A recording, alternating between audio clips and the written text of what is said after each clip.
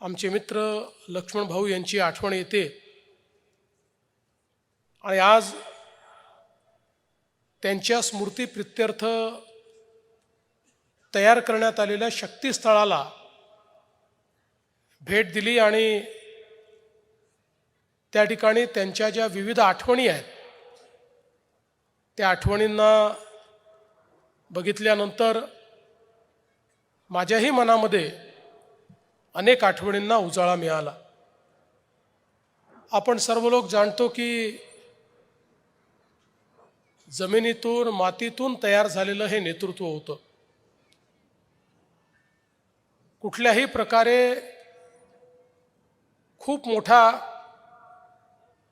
राजकीय वारसा हा पाठीशी नसताना स्वतःच्या भरोशावर एवढं मोठं नेतृत्व हे लक्ष्मण भाऊंनी उभं केलं।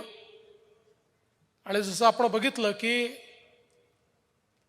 एक नाव उलटली, त्यात काही लोक दुर्दैवाने मृत्युमुखी पडले आणि मग मनाशी संकल्प केला की तीन बाजूने नदीने घेरलेलं आपलं गाव हे चांगलं झालं पाहिजे, अशा प्रकारचे अपघात होऊ नये, त्याचा विकास झाला पाहिजे, त्या ठिकाणी रस्ते पूल इत्यादी सर्व गोष्टी झाल्या पाहिजेत। या दृष्टीने अतिशय युवा अवस्थेमध्ये राजकारणामध्ये प्रवेश करून आणि त्या ठिकाणी त्यांनी नगरसेवक म्हणून निवडणूक लढवली आणि ते निवडून आले। आणि त्यानंतर मात्र लक्ष्मण भाऊंनी कधी मागे वळून बघितलं नाही।